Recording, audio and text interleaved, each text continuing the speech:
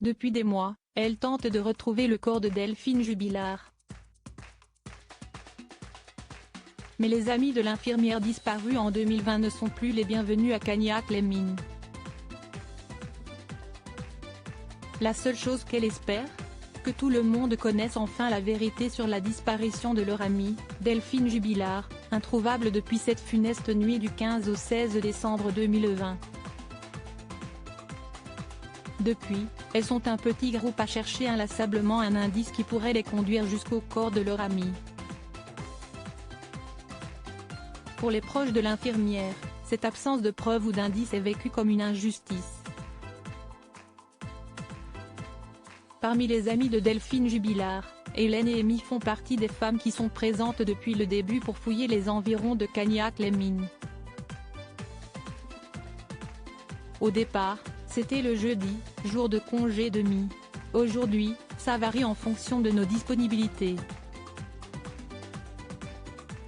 Parfois on est seul, parfois une dizaine de personnes se joignent à nous. On retourne dans certaines zones et on explore aussi de nouvelles, a dévoilé Hélène auprès du magazine Cosette, dans le hors-série Faits divers, les femmes aussi parues au printemps 2023. L'amie de Delphine Jubilard se confie sur ses motivations. Il y a des endroits où on y croit vraiment, on pense qu'on va la retrouver. D'autres jours, on se dit que ça ne mènera à rien. Mais on cherche quand même. Et même si rien de concret n'a été trouvé, hors de question pour ces femmes courageuses d'abandonner. On fait ça aussi pour ses enfants, Louis et Elia, âgés de 8 et 3 ans, note de la rédaction. Dans quelques années, ils vont vouloir savoir ce qui s'est passé et chercher des réponses. On se démène pour qu'il n'ait pas à le faire plus tard, explique Hélène. Si leur initiative est saluée par des Français partout dans l'Hexagone, il semblerait que dans le village où résidaient Delphine Jubilard et son mari Cédric, actuellement en détention provisoire, certains habitants commencent à s'agacer. On se sent seul au monde, avoue Amy. On nous traite comme des pestiférés, les folles du village. Ici, les gens sont passés à autre chose.